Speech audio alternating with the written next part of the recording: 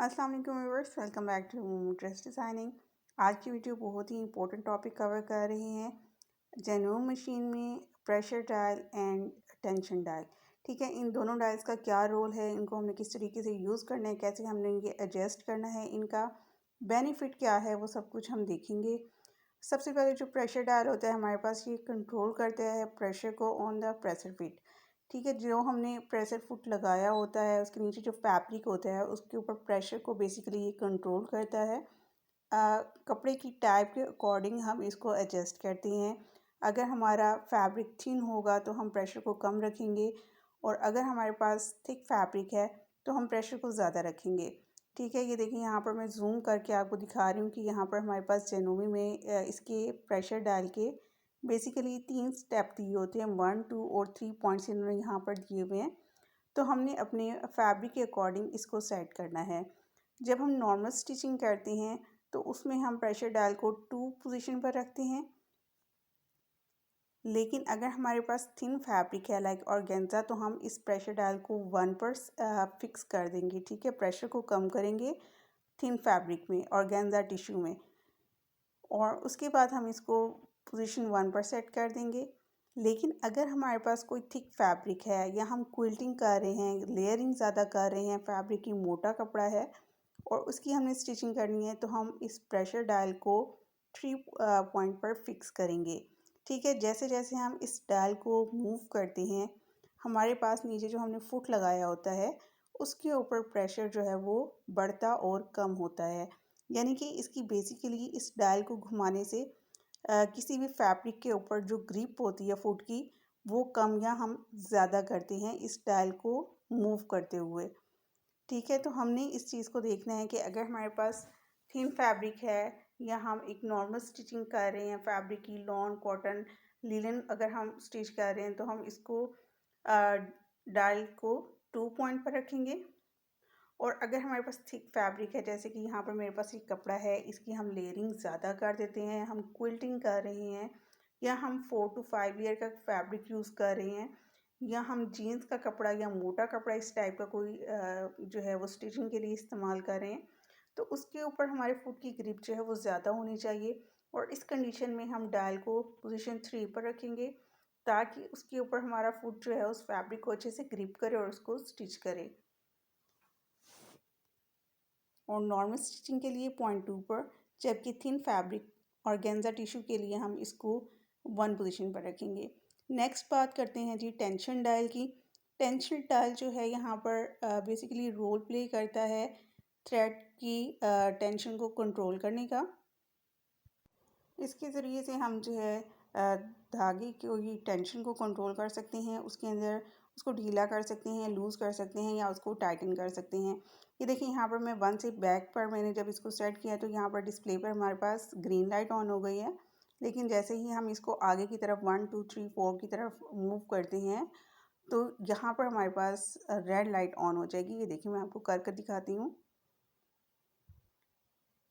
ये देखें आगे की तरफ मूव किया तो हमारे पास रेड लाइट ऑन हो गई। इवन कि अभी हम पोजीशन 1 पर या 2 पर आएंगे तो और थ्रू आउट 9 तक ये रेड लाइट ही ऑन रहेगी।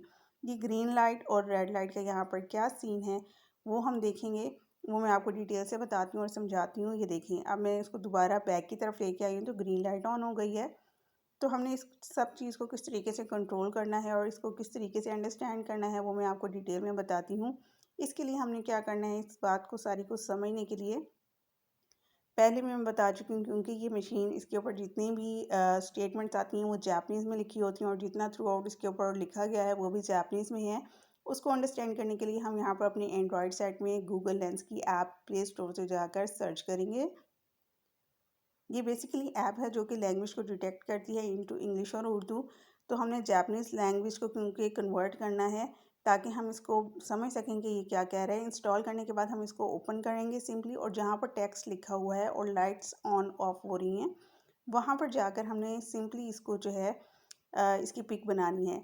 उससे पहले आप यहाँ पर डिटेक्ट लैंग्वेज का यहाँ पर ऑप्शन है, इसके ऊपर आप डिटेक्ट लैंग्वेज पर ऑप्शन को सिलेक्ट करोगे और जाके आप देखोगे कि आपने किस लैंग्वेज को कन्वर्ट करना है, जो कि हम यहाँ पर जापानीज़ को कन्वर्ट कर रहे हैं। जापानीज़ सेलेक्ट कर लेंगे।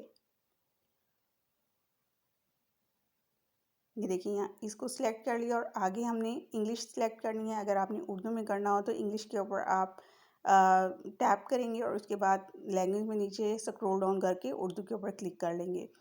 इसके बाद सिंपली हमने यहाँ पर पिक बनानी है और यहाँ पर लिखा हुआ आ गया है कंप्यूटर सिस्टम लैंग्वेज डिटेक्ट हो गई, ऑटो एंड मैनुअल।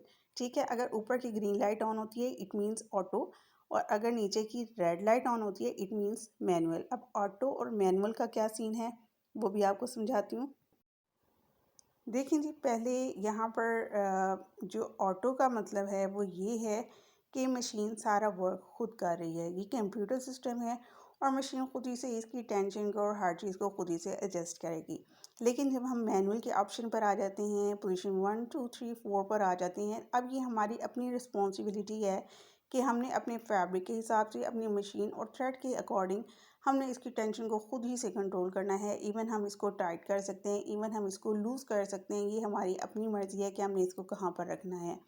ठीक है, बिल्कुल वैसे ही जैसे हम एक सिंपल मशीन के अंदर ये देखिए यहाँ पर हमारे पास स्क्रू होता है जहाँ से हम इस थ्रेड की को कंट्रोल करते हैं कि हमने इसको लूज़ रखना है अपनी सिलाई को, या हमने अपनी जो स्टिच दे रहे हैं उसको हमने टाइटन करना है। सेम इसी तरीके से इस डायल टेंशन डायल के ज़रिए हम अपने थ्रेड की टेंशन को कंट्रोल करते हैं कि हमने इसको ढीला रखना है, टाइट रखना है, किस तरीके की सिलाई चाहिए है। इवन समटाइम्स ऐसे होता है कि जो सिलाई के अंदर जो दाना आ रहा होता है वो भी इसी टेंशन की वजह से होता है। अगर हम इसको थोड़ा सा जब टाइटन करते हैं तो वो खुद ही से हमारी सिलाई जो है वो ठीक हो जाती है। बहुत से व्यूवर्स मुझसे बार बार ये क्वेश्चन कर रहे थे कि जी इसकी टेंशन डायल और प्रेशर डायल का क्या सीन है, क्या है वजह।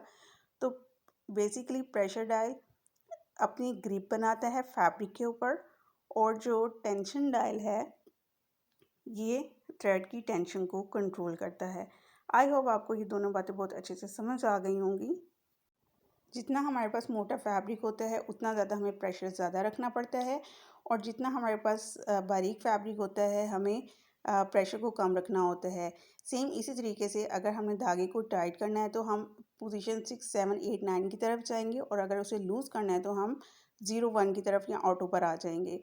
ठीक है, और दूसरी मेन बात कि अगर आपने इन मशीन पर वर्क करना है, आपके पास ये मशीन है, then please install Google Lens, जो आपकी बहुत ज़्यादा हेल्प करता है आपको अपनी मशीन की लैंग्वेज को अंडरस्टैंड करने में कि आपकी मशीन आपको क्या कह रही है।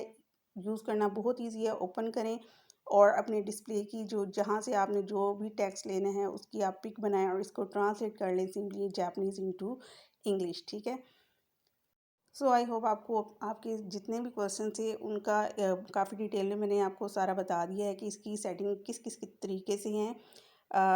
अगर आप लोगों को वीडियो पसंद आई हो तो इसको लाइक ज़रूर कीजिए, और इस तरह के मज़ीद वीडियोस देखने के लिए चैनल को सब्सक्राइब करना नहीं भूलना, दूसरों के साथ शेयर करें। Thank you for watching.